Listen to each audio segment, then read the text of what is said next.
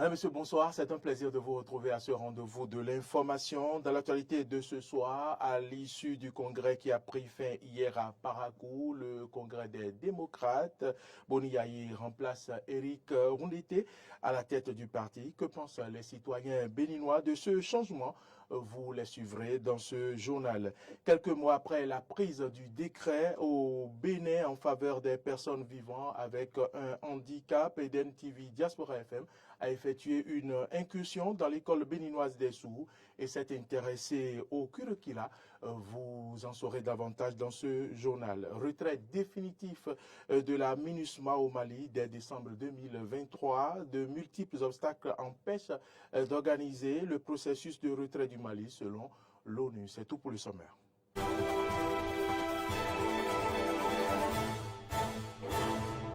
Merci à toutes et à tous de nous préférer et bienvenue dans ce journal. Boni Yayi, ancien président de la République et ancien président d'honneur du parti Les Démocrates, a été désigné pour prendre les rênes du parti au premier congrès ordinaire qui s'est déroulé ce week-end à Parakou. Quel regard portent donc les citoyens béninois sur cette actualité politique? Écoutons quelques-uns ici au micro de Arthur Wendo.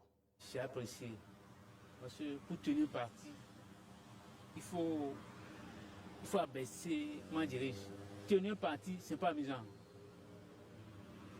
Pour tenir parti, il faut celui qui connaît le pays, la population, et soumettre à la population de tenir parti. Il ne pas d'être président d'un parti et de rester dans le coin de ce président. Il connaît le pays, plus que Éric Roundité même. Moi, j'apprécie même qu'il tient même ce président. Là, le pays va avancer. Quand il doit enlever Roundité en tant que président, on l'a mis deuxième président du parti, on ne l'a pas chassé du parti. L'homme n'a pas insisté de quitter le parti. C'est qu'il faut un flambeau à la tête de ce pays. Ça arrange ce pays. Parce que Yayi Boni veut qu'on aille au dialogue. Au dialogue. Mais vous ne voulez pas qu'on aille au dialogue. Regarde, j'étais à Parakou. Tu as vu? J'étais à Parakou. Éric Roundité, il a été président des démocrates. Et Yayi était président d'honneur. Mais le président d'honneur n'a pas le poids qu'un président du parti a. Moi, je suis démocrate. Je t'ai montré ma carte d'invitation. Je suis démocrate. On a invité tous les partis, non? Même le PCB est venu. Mapalapé, ils sont là. Ils ont décortiqué la scène politique actuelle. Que c'est pas bon. Les fils du pays voulaient chasser. Le port est devenu désert. Le port est de... Tous les opérateurs économiques du Niger se sont installés au Togo. Burkinabé au Togo. Malien au Togo. Est-ce que notre pays peut avancer comme ça? L'objectif, c'est d'atteindre le sommet ou bien sur le plan, tout ce qui ne va pas. Précisément, à mon avis, c'est bon. Parce que Boni, il a tout fait pour le pays avant. Et aujourd'hui, comme il est un président de démocrate, c'est bon pour moi. Affrontement sanglant entre les agents de la police républicaine du Bénin et la population d'un village du Togo, frontalier à la commune de Bassila, dans le département de la Donga. Bilan provisoire, 3 policiers blessés et le chef de l'arrondissement de Bassila, grièvement blessé également, selon le préfet de la Donga, Biao Aïné Souleymane Iliassou, reçu au téléphone par notre correspondant Yans Aoubré. Cet incident ne concerne ni les populations de Bassila ni de Manigri, comme le dit la presse. C'est des gens qui sont venus d'un village du Togo voisin. La situation est donc sous contrôle selon le préfet de la Donga et il faut le préciser, l'incident s'est produit sur le territoire béninois. Nous y reviendrons plus amplement dans nos prochaines éditions. Reçu sur l'entretien du dimanche par Donclam Abalo, Michel Aonon, membre du bureau du patronat de la presse, a opiné sur plusieurs sujets, notamment la conduite de la réforme dans le secteur des médias voulue par le chef de l'État Patrice Talon. Suivez le résumé de cet entretien avec Carole Olaye. Les discussions entre les deux hommes des médias se sont prioritairement appesanties sur les réformes annoncées dans la presse béninoise. Pour Michel Aonon, membre du bureau du patronat de la presse, les assises d'Abomey organisées par la Haute Autorité de l'audiovisuel et de la communication dans le but de répondre efficacement aux exigences du président de la République, Patrice Talon, ont accouché d'une souris. Et pour cause. En avril, les responsables des fêtières, les présidents du CNPA et de l'UPMB, accompagnés de quelques membres du bureau, sont allés rencontrer les conseillers de la HAC. Et en partant, ils sont partis avec un document que nous avions arrêté, que nous avons appelé document de position des associations professionnelles sur les réformes. J'ai participé à la rédaction de ce document, où on a émis des points qui nous paraissaient très importants qu'il faut aborder. La HAC a reçu le document, et à la sortie, la présidente de l'Union des professeurs des médias du Bénin dit qu'ils ont dit qu'ils vont nous revenir. Okay. Pour qu'ils retrouvent maintenant les gens, c'est à Abomey. De avril, Oui. à septembre, la HAC n'a plus reçu les associations.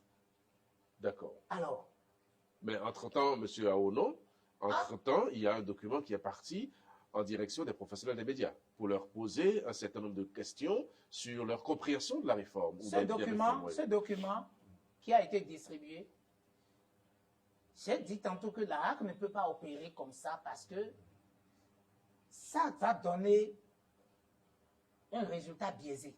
Pourquoi vous dites La ça? belle preuve. Oui, allez-y. Dans le rapport que la HAC même a arrêté au thème de l'atelier d'Abomey, Oui. le conseiller Fernand Babidi, coordonnateur de la commission temporaire installée par décision en janvier, il dit que, avant de formuler les recommandations, le communicateur Fernand Babidi a évoqué les difficultés d'ordre matériel, logistique et financier rencontrées lors des travaux de la commission temporaire. On peut noter, en l'occurrence, les difficultés dans la diffusion des questionnaires, le retard dans la collecte des questionnaires renseignés, le faible taux de réponse aux questionnaires. Seulement un tiers des personnes ciblées ont fait de retour à la HAC. Ça pose déjà le problème. Les difficultés liées à l'obtention de la carte de presse ont été l'autre préoccupation non moins importante abordée par Donclam Abalo et son invité. La HAC rend la décision et écrit en bas de la décision que les cartes de presse seront délivrées aux professionnels des médias après vérification de leur situation d'employé ou d'employeur. Oui. C'est ça la décision. Oui. C'est quelque chose de très grave Vous voulez parler des attestations de qu'il ne travail? faut jamais écrire dans une décision de l'institution. Mais la question de la carte Beaucoup de de presse problèmes est en train d'être réglée déjà, M. Aonon, puisque... Attendez, oui. attendez. Ouais. Avec ça, on aurait réglé déjà beaucoup de problèmes d'ordre social. Parce que quand vous prenez par exemple la décision de la HAC, la décision de 2013 portant la réglementation de la carte de presse au chapitre 7, c'est prévu déjà les avantages de la carte de presse. Et on a dit que le journaliste qui est détenteur de sa carte de presse, il a droit à la prise en charge sanitaire dans les structures publiques de l'État à hauteur de 75%. Et en cas de nécessité d'une évacuation sanitaire. Mais ça n'a jamais été mis en œuvre depuis 2013. Nous avons des confrères qui sont morts dans des conditions bizarres. Michel Aonon n'a pas fait que dénoncer les difficultés auxquelles sont confrontés les journalistes béninois. Il a également arpenté des pistes de solutions. La conséquence, c'est que nous disons que la HAC aurait mieux fait d'accepter de collaborer en associant les fêtières pour que ce soit les fêtières qui reçoivent ces fiches-là et appellent chaque patron pour dire, au sein de votre unité de production, faites-nous renseigner les fiches avec vos collaborateurs et convoyez-les vers le patronat. Est-ce que vous êtes... Plusieurs autres sujets ont été abordés au cours de cette émission qui a eu un regard critique sur les mots qui minent la presse béninoise et la responsabilité de la Haute Autorité de l'audiovisuel et de la communication dans la recherche des solutions idoines pour une presse béninoise plus libre et plus rayonnante. Je l'annonçais en titre, le Bénin fait des efforts remarquables pour le bien-être des personnes vivant avec un handicap. En témoigne la prise de décret récemment en faveur de cette couche de la société. En matière d'éducation, il y a également des avancées. Cependant, tout n'est pas rose. Eden TV et Diaspora FM, et bien sûr Eden TV Diaspora FM, s'est intéressé au curricula à l'école des sourds. Suivez ici l'épisode proposé par Clément Sonko. Créée le 14 mars 1977, l'unique école publique des sourds du Bénin continue de faire son petit bonhomme de chemin. Elle accueille des enfants handicapés auditifs. En tant qu'école spécialisée en la matière, cette école a une particularité. La particularité ici, c'est la langue des signes. Tout se fait avec la main. Le son ne passe pas parce que les enfants sont handicapés auditifs. Cette particularité exige de l'enseignant qu'il maîtrise la langue des signes. Maîtriser le langage des signes est donc une condition essentielle pour enseigner dans cette école. La maîtresse de la classe de CE2 raconte comment elle est arrivée dans ce métier. Après le baccalauréat, je me suis juste fait former. J'ai suivi une formation ici même, une formation de 6 mois, suivie d'un stage de 3 mois. Mon but c'était d'aller interpréter à l'église. Je suis reparti. Quelques années après qu'on m'a fait appel qu'ils sont en manque d'enseignants. Donc je suis revenu pour pouvoir combler ce vide-là. Et quand je suis rentré dedans, j'ai fait un recyclage.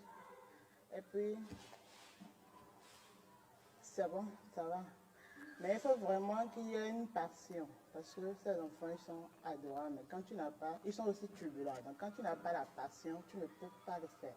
Malgré les efforts du gouvernement béninois pour relever le défi de l'éducation inclusive, l'école béninoise des sourds reste confrontée à des difficultés. L'un des problèmes les plus cruciaux est celui de l'inadaptation des cours que reçoivent les élèves, contraints qu'ils sont de suivre un programme qui n'est pas fait pour eux et qui, par conséquent, les défavorise par rapport aux élèves du système ordinaire, explique Marcelin Daoundji et Yaoteko Kankwe, tous deux enseignants à l'école béninoise des sourds.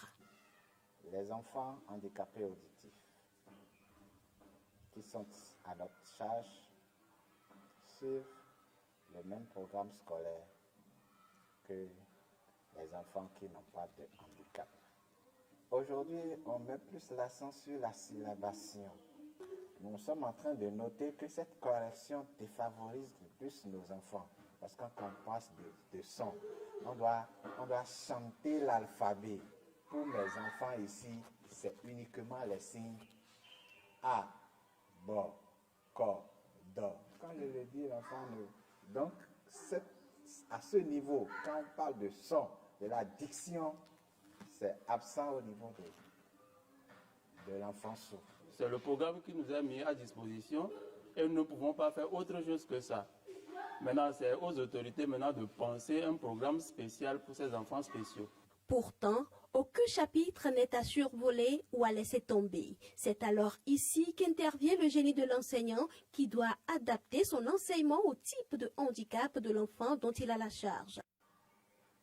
L'enseignant est obligé d'adapter le programme aux conditions, au handicap des enfants afin d'atteindre son objectif. C'est là où l'enseignant doit être ingénieux à pouvoir aider l'enfant à atteindre l'objectif à la fin du cursus. Non, il n'y a pas de chapitre à survoler, ni de chapitre à laisser tomber. Non. Il y a toujours une adaptation qui permet à l'enfant de suivre chaque pan du programme scolaire du début jusqu'à la fin. Vous venez donc de suivre le premier épisode sur l'école des sourds. Vous suivrez le deuxième épisode dans nos prochaines éditions. Hors de nos frontières à présent, le 31 décembre 2023, la mission de l'ONU au Mali, MINUSMA, en principe doit avoir quitté le Mali. Mais dans un communiqué publié ce samedi 14 octobre, l'ONU affirme que depuis plusieurs semaines, de multiples obstacles empêchent d'organiser son processus de retrait du Mali, selon le calendrier officiel. Parmi les obstacles qui empêchent l'organisation du processus de retrait du Mali, il y a notamment les problèmes de déplacement des convois de la mission de l'ONU dans le pays. À cela s'ajoutent de nouvelles tensions sur le terrain au nord-est entre l'armée malienne et les rebelles de la coalition dénommée Cadre stratégique permanent pour la paix, la sécurité et le développement, à en croire le dit communiqué. Madame, Monsieur, c'est ici que se referme ce journal. Merci à toutes et à tous de l'avoir suivi. L'information, vous le savez, continue sur nos différentes plateformes, YouTube, Facebook, Twitter, et sur notre site internet www.benet-eden.tv. Mais vous pouvez également nous suivre en téléchargeant notre application sur Play Store ou App Store. Bonne suite de nos programmes et à demain.